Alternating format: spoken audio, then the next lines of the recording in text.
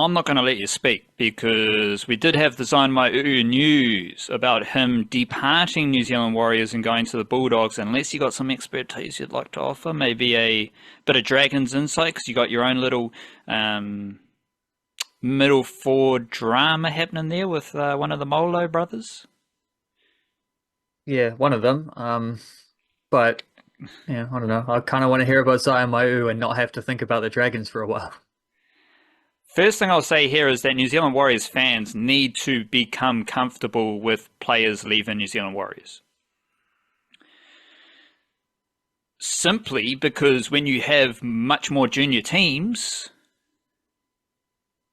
you're going to have many more players leaving the Warriors, right? If you've got a under-17 team that just won the Harold Matthews competition last year, you've got an under-19 team, you've got an under-21 team, you've got a New South Wales Cup team, and you've got the NRL squad, well, players are going to leave that system, and we've already had players leave the under-17 team to go to Australia. Jackson Stewart, he was starting centre for the Roosters in SG Ball this weekend. Carwyn Patterson was starting hooker for the Bulldogs. Hudson Frost, he was starting prop for the Sharks. There was also Ezekiel Whangaaiti, who has left the Warriors and he's gone to the Knights, where he was on the bench in SG Ball. So right there, the fact that you had Jackson Stewart, Patterson, and who else did I say? Hudson Frost. They left the Warriors under 17 team and they were straight into starting roles at under 19 level in Australia. So that right there tells you that the Warriors have desirable talent. Let alone the fact that you've got a bunch of other players who have left the Warriors to go to Australian clubs at higher levels. So not only do Warriors fans need to become comfortable with players leaving the Warriors, especially junior players, it's like you gotta view it as a positive for the Warriors because the Warriors have desirable talent. Like, players left the Warriors and went into starting roles for Australian teams at a higher age group. These players are good. Other teams want them. That means the New Zealand Warriors system is firing on all cylinders, which I have consistently said, and I believe, since the two Andes took over. Zyon Maiu'u, to me, this is a fairly simple move to break down. It would only get more complicated if the Warriors were to sign another prop. The sketchy thing here is that there's always noise about the Warriors signing another prop. They always need another prop. Like, that has been the story for the last 3 years. That's been another storyline since the two Andes took over. The Warriors need another prop. So there's always rumours, there's always whispers, there's always little bits and pieces floating around from your uncle's auntie who told you the Warriors are going to sign another prop. That could happen. And depending on who that prop is, this observation might look foolish, but it's pretty interesting considering that the Bulldogs have a smaller forward pack that needs a little bit more oomph. And the Warriors have a forward pack that needs to get a bit smaller and a bit faster. The Warriors team in general, they need to get faster. They need to get more mobile. They need to get more agile. And I think they've done that with a few of their signings and possible team selections. We've talked about it. If you get Tane Tuapiki in your team, you get Luke Metcalf in your team, you get Aaron Clark in your team, you're getting faster. Those three dudes didn't play a whole lot of football for the Warriors. Aaron Clark didn't play any last year. And the Warriors were very, very slow last year. Tohu Harris slow, Sean Johnson slow for their positions. Sprinkled him like Roger Tuivasa-Sheck isn't very fast. Rocco Berry's not very fast. Tamaita Martin's not very fast. Wade Egan isn't an explosive dummy half runner. So we observed last year that the Warriors were slow. So you got one team that wants to get faster and more mobile. You've got another team that needs more oomph. So the team that needs more oomph signs Zyon Maiu'u, because he offers a lot of oomph. So for Bulldogs fans, what can you expect if you sign Zyon Maiu'u? He's going to run it straight and he's going to run it hard. We were graced with Zyon Maiu'u running it straight at Mount Smart Stadium. It was a thing of beauty. If I take my Warriors hat off, I put my Kiwi NRL hat on, and I'm thinking, what's the best case for Zyon Maiu'u? It's running it straight in front of the crazy Bulldogs fans. Ideally, at Belmore. So Bulldogs, I don't know if Bulldogs fans, I don't know if Zyon Maiu'u will be a top 17 player round 1. But he will get an opportunity, because he runs hard and he runs straight and he is an enforcer in the middle of the field. And he's going to do that for you in the NRL.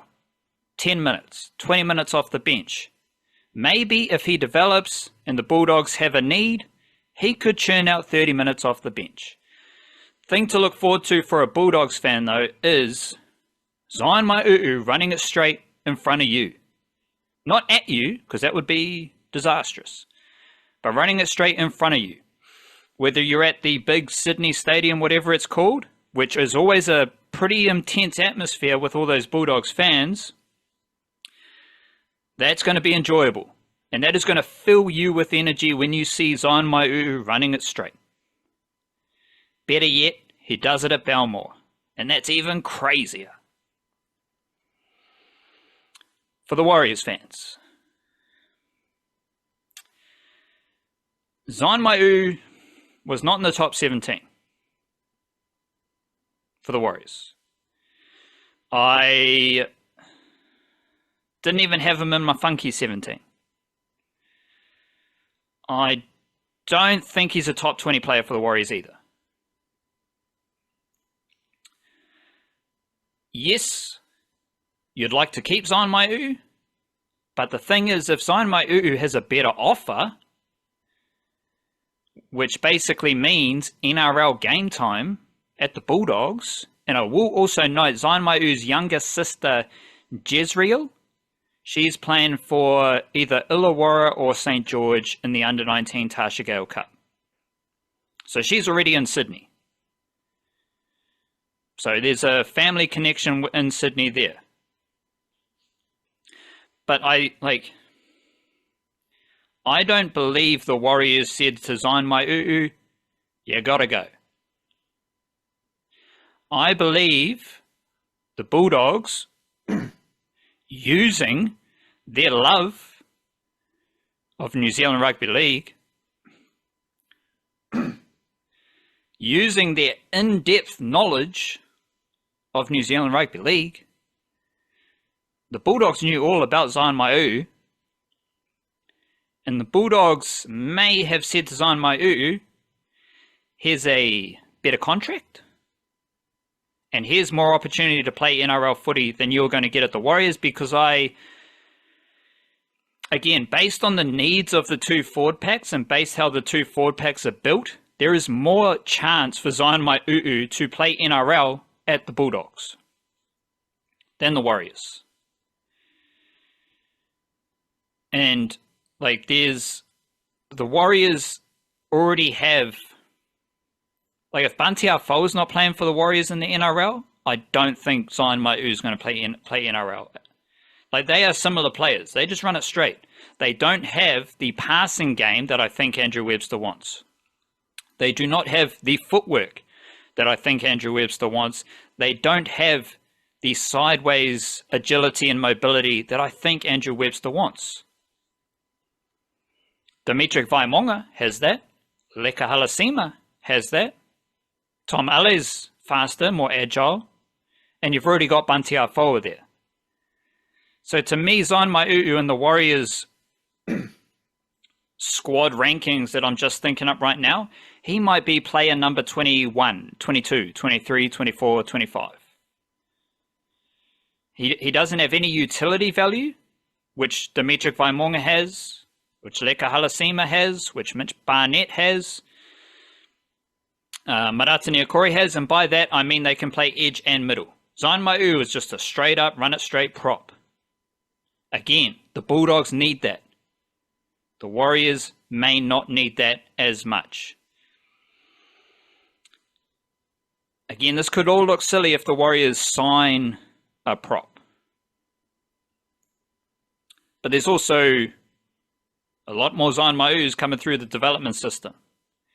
So again, goes back to the idea. Warriors fans, you need to become comfortable with players leaving the Warriors system, and you probably need to relax into that comfort, like your favorite couch, because there's a lot more coming through. There's a lot more coming through. What does Tanner Smith have?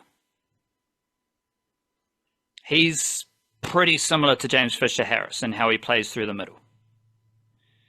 He might not be better than Zyon Maiu'u, but he's right there. He wants an opportunity, and I believe he's a more like a Andrew Webster style of middle forward.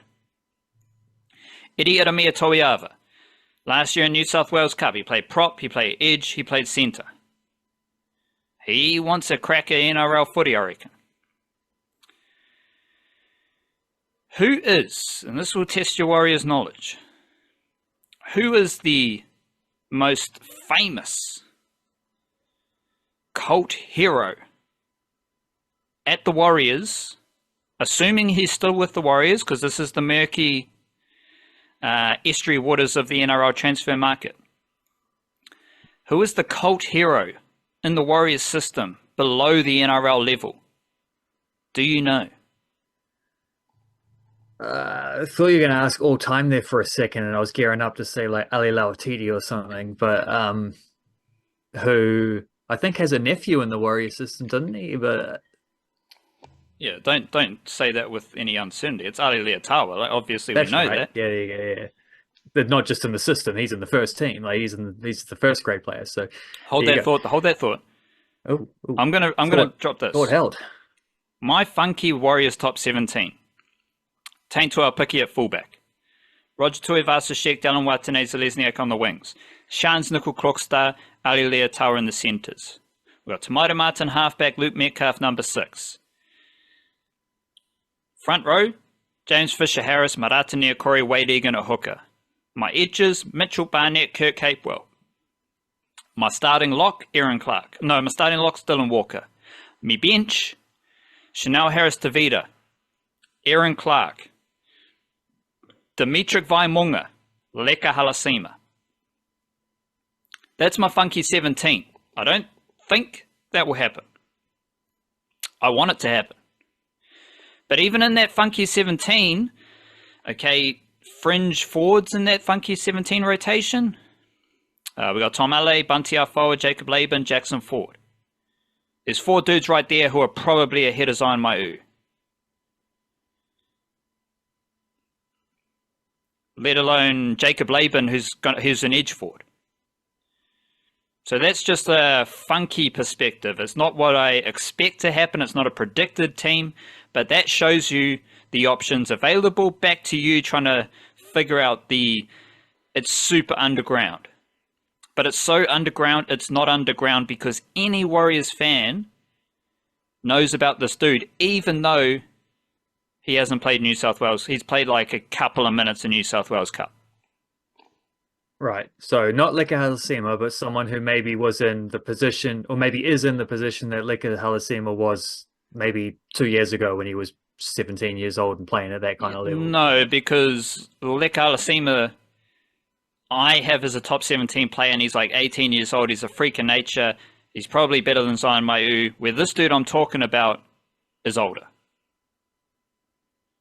He's already played under 21s. I know. Yeah, okay. Yeah, I got you. Hit me. Toby Crosby.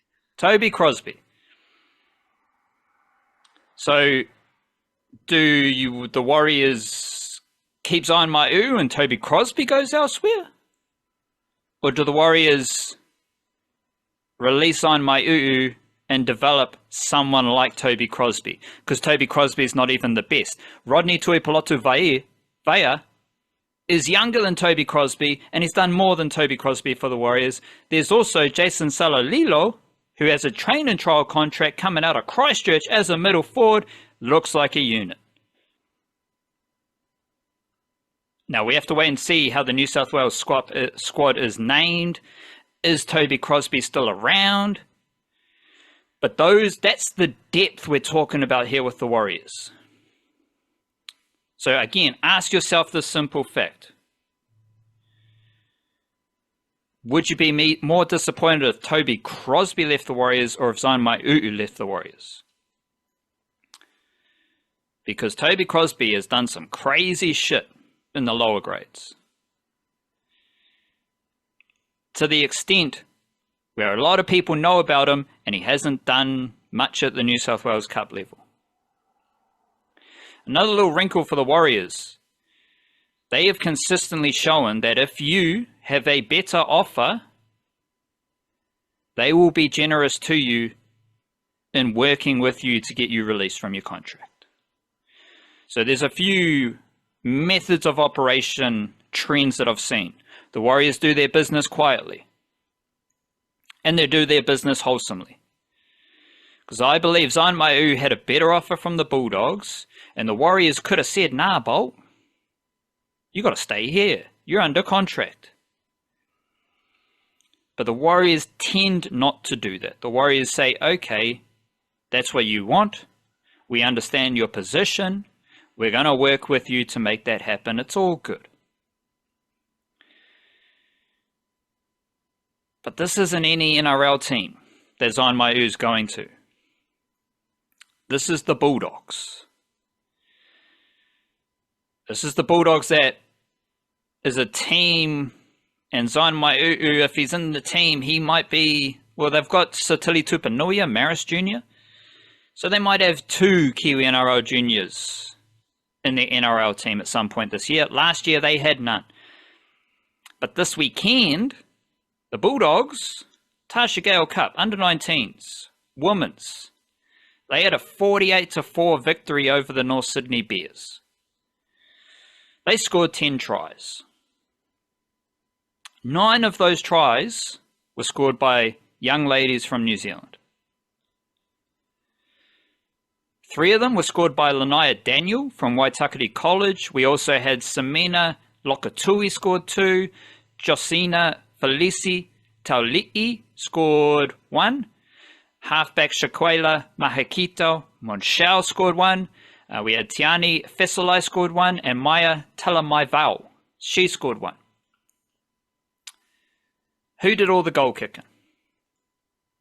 Well, who kicked goals successfully? Because they don't seem to list the missed conversion, so we don't know. That was Maria Faulkner Luke, who was a late inclusion into the halves. She's a Hibiscus Coast junior. So the Bulldogs under-19 women's team, 9 out of their 10 tries were scored from young ladies from Aotearoa. Across both Bulldogs under-19 teams, they had 4 starting halves. 3 of them are from New Zealand. Because Faulkner Luke was a late inclusion at 5'8", and of course we've got Captain Shaquila Mahakita Monshao, who went to Waitakere College and St. Peter's College, along with Lanaya Daniel, who I think is her younger sister. But Mahakita Monshao already has an NRLW contract. The Bulldogs SG Ball team, they got Bronson Rubin in the halves from Kaiapoi in Canterbury. You see what I'm getting at here? 9 out of 10 tries scored by young ladies from Aotearoa. The conversions done by a young lady from Aotearoa. 3 out of the 4 starting halves in the Bulldogs under-19 teams from Aotearoa. The SG Ball team also had Genesis Arkham Sherlock from Christchurch, Carwyn Patterson from Auckland, Sasaya Alatini from Christchurch. The Bulldogs love Aotearoa. Any NRL team from Australia that loves Aotearoa, I love them. And the Bulldogs are going so far and beyond every other NRL team from Australia in recruiting from Aotearoa that it is no surprise that they have chosen Zyon Maiu'u. Now, of course, some other deals might not have worked out. I think they're in the mix for Pahulu from the Titans. They've always been in the market. But when they needed a player, they used their tentacles in Aotearoa to get to Zyon Maiu'u from the Warriors. So again, it's no surprise to me that he has gone to the Bulldogs.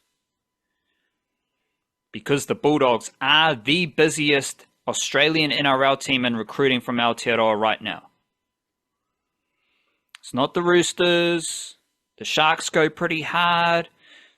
Like, there's a couple of dudes up in Queensland doing some nice stuff in the Broncos and Titans systems. The Knights are very busy in recruiting from Aotearoa as well. None of them are doing as much as the Bulldogs. So yeah, I just think it's a good deal. Good deal. Good deal for all parties. Zyon Maiu'u far more likely to play NRL. I think the Warriors have good depth in that position, but they also have depth that is better suited to their needs and their style of football, whereas Zyon Maiu'u is better suited to the Bulldogs' needs and their style of football. But I did have another point I was going to say. Yeah, but I can't think of it right now. But I will touch on, just quickly round up some try scorers in SG Ball. We had Kanan Mageli. He scored a try for the Roosters SG Ball team. So again, the Roosters, they got Jackson Stewart starting at centre. Mageli was starting prop. He's from De La Salle College, Marist Junior. And I think Josiah Fesselai is another one, but I can't think of that off the top of my head at the end of this monstrous podcast. Tipene Thompson from Turangi, I believe, scored a try for the Sharks SG Ball team as well. The Warriors had an SG Ball team loss to the Manly Seagulls, but they had an under-17 Harold Matthews Cup victory against the Seagulls. In the under-17 game, Bishop Neal scored 2 tries. So again, you're thinking about young talent coming through the Warriors system, Bishop Neal might be the best of them all. Because his pedigree is crazy. Like, he's been a key figure for St. Thomas of Canterbury being the best rugby league school in Aotearoa. He was the tournament MVP at the National Secondary Schools Tournament last year while being named in the under-16 tournament team. This dude is a dominant player, and he scored 2 tries in the I think it was his first under-17 game. I think the Warriors, they develop players slowly, but I can see Bishop Neal stepping up to under-19s, and to be honest, I can see Bishop Neal challenging for a Jersey Flegg spot if they want to really fast-track his development. Try scorers for the Warriors SG Ball team, Haraka Waitai Hainga, he's coming out of Hamilton Boys. Mayhana Pauling, coming out of Horswell and St. Thomas of Canterbury and Christchurch, Compton, Purcell, St. Paul's College, and a Marist Saints Junior. And that's all I can think of right now. Do you, did I explain that where the Zyon Maiu'u deal to the Bulldogs and the Bulldogs' history, well, not their history, but what they're doing with the Kiwi NRL recruitment and the young and the NRL Wahine recruitment? Does it just seem sensible to you? Yeah, I guess so. I mean, there's the element of one team perhaps needs that skill set a little bit more than the other team needs it. There's the element of them just having their finger on the pulse with Kiwi Rugby League and just having, I mean, maybe they're the Nottingham Forest of the NRL or something. You know, they're just, and when you sign a few, you're going to get those links to more as well. Like, it's going to open up the avenues because you're speaking to agents or recruiters or people even maybe from New Zealand Rugby League or whatever running some of these tournaments and things like that. Like, you're just going to have connections. It's going to open up the possibility of being able to sign more players. And if you're doing your scouting properly, you're looking at you go in there to look at one player and you end up noticing a couple others that might stand, like all these little things that add up together to I think that to make that make a lot of sense. And then at the bottom line just seems to be the point about like the Warriors have a perspective, the Bulldogs have a perspective, but also Zyon Maiu'u has a perspective, right? And if he's being offered a better deal with probably more money, but we don't know that, but we definitely know he seems to be able to, this seems to be a position where he's going to have more NRL opportunities. We know that is clear enough. Well, then that's kind of how it goes. Like you sort of have to, as the Warriors, you kind of have to respect that. And if you're not going to sign him now, then we might, if you don't release him now, then perhaps you might get a year of him playing New South Wales Cup and then he leaves after the end of his contract, whenever that may be. Well, then you might as well use that New South Wales Cup spot to develop someone else if that's the case, if there's someone with a long-term future at the club. Like all these kind of ramifications that you might have for someone outside the top 17, and add it all together, it just like, it does seem like just a logical move from all angles. A very un-Doncic move in that way. You did allude to a key point that I want to finish with. I do appreciate your Nottingham Forest comparison, but out of respect of what the Bulldogs are doing, they don't have connections in Aotearoa. They have a base in Aotearoa. They have development camps. They have a relationship, an official pathways relationship with Canterbury Rugby League. They have, like, all those players who scored tries in the under-19 Tashigale Cup team, they have lived together under the Bulldogs umbrella. The Bulldogs are investing in New Zealand. They don't just like have scouting connections and like, oh, he's a nice player. No, they have a network of people already in New Zealand right now. They have development camps in New Zealand. They have relationships with clubs, schools throughout Aotearoa already. And that's only increasing. So you better get used to it if you're from Aotearoa. You better get used to it if you're from Australia, especially a Bulldogs fan. And then I'll come back to the Warriors. This is a new time for the Warriors. This is a time of abundance.